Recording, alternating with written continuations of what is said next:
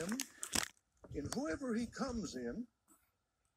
I'm going to rebuke the devil at work. I'm going to rebuke the devil in my marriage. I'm going to rebuke my devil in my kids. I'm going to rebuke the devil that's in the church. I'm going to rebuke the devil. He's everywhere. I'm just going to go rebuking and rebuking and rebuking and rebuking and rebuking and rebuking and rebuking and rebuking. When are you going to rejoice? When are you going to rejoice? You can't always rebuke it. You got to have some time for rejoice.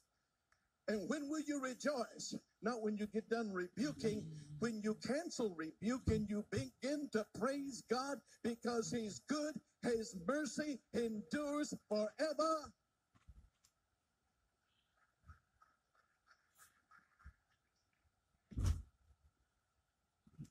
Let me give you a word of suggestion, encouragement. You that are married, agree to say to each of you that when you offend me, I'm going to tell you. I'm not going to preach. I'm going to tell you it hurts. I'm going to say what you did hurts. Some of you men, the thing that is the biggest pain, except for the things your wife has already experienced before you. And whatever your wife experienced before you, you're still involved in it. If somebody else beat her up, you still are the image. If somebody else treated her bad, you still are the likeness. If somebody else betrayed her, you still are the person who is now symbolic of the person that did her bad. But you have to understand that one of the greatest pain in life is the fact that I'm helpless. And I want to tell you, there's a lot of wives who feel helpless today. I don't make the decisions. I don't make the choices. I don't know what you're going to come home and tell me. You got to begin to do what God said he would do with you. And he said, come, let us reason together. Then husbands and wives better start reasoning together, or it's not going to be happy for somebody. Somebody's got to be able to be free from fear. There's got to be an understanding in this moment that there is safety in love. There is safety in love. And if there's not safety in love, then you're fighting a battle. And if you're fighting a battle, you can't celebrate. And we've got to be celebrating, saints. This is the day that the Lord has made. We can rejoice. We can rejoice. We must rejoice. We can rejoice and be glad in it.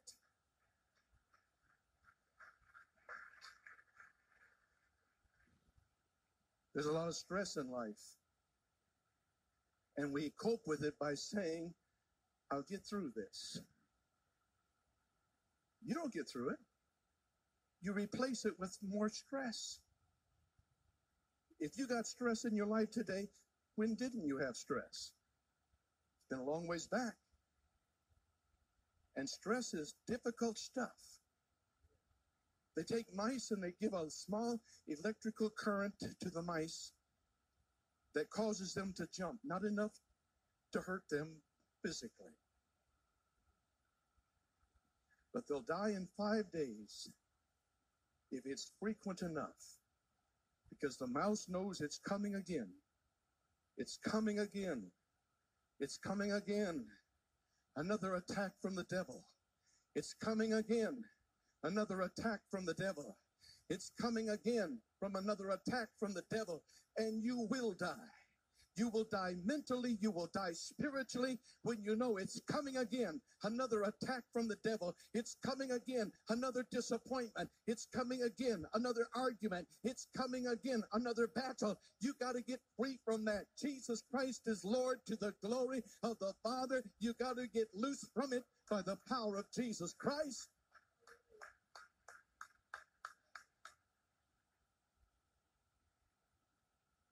But you will learn to survive because you'll blame the devil, and you'll blame the people at work, and you'll blame your marriage, and you will learn to survive. But you're extending the time of terror and disappointment. That's why it's so important. Jesus said, forgive your enemies. Do good to those who despitefully use you. Why? So you can go to the party. So you can go to the party.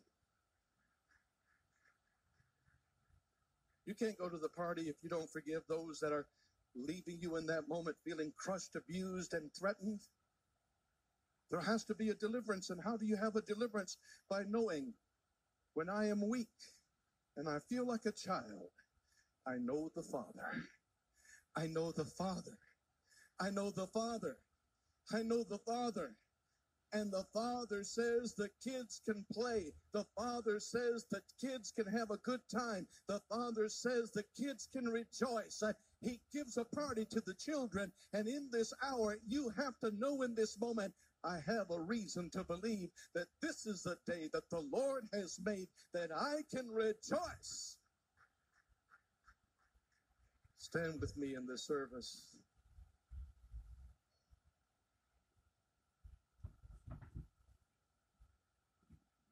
If you weren't rejoicing yesterday, you can't rejoice today. Though you can begin to ask God to make a change. You carry yesterday with you. How far back? Further than I'd like to believe. The residue of days gone by are painting the landscape of the moment you're in. And you need God to help you in this hour. You have to understand in this moment there's got to be a paradigm shift. I've got to realize that it's not all battle. Because it makes sense. That's why we cling to the thought, the old devil's doing this and doing that. We got to find something that makes sense. The people at work, they're full of the devil, and that's why they treat me bad. Why do we say that? Because it makes sense. But it doesn't bring a party, does it? It doesn't bring celebration. And you can't say in that moment, this is the day that the Lord has made, and I will rejoice, and I will be glad in it. How many of you are in situations you say, Pastor, I can't rejoice till I get the rent paid, until I get the car payment in, until I get some other situation done. And after you finally get through that hurdle, there'll be another one just as big as that. There'll be another one just as big as that. Just as soon as you solve one problem, another one will show itself. It's how you handle problems. It's how you handle problems. And how can you handle problems? By insisting. If God says it's time for a party, I'm going to have a party. If God said it's time to rejoice, I'm going to rejoice. Get some happiness in your life, saints.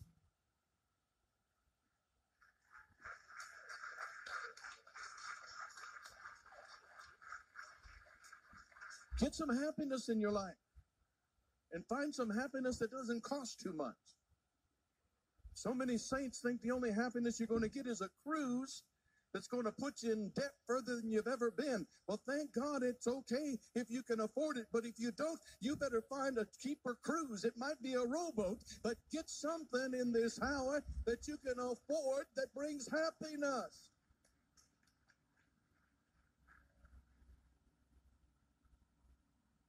And there comes a time when people get joy out of work. But listen, work isn't everything. And I can't believe I'm saying that, but work isn't everything. You need to work every day, but you don't need to work all day and all night. You got to learn it's time to go home sometimes. And it's time to leave the work behind you. And it's time to recognize I'm not thinking about it for a while. It's time to turn the cellular phone off. It's time to say this is the day that the Lord has made. And I just believe it's time to rejoice and be glad, to rejoice and be glad, to rejoice and be glad in it. There's married people, the only time that they're together is when they're intimate and when they're fighting. That's the only time that they notice each other. And they turn the lights out when they're intimate, so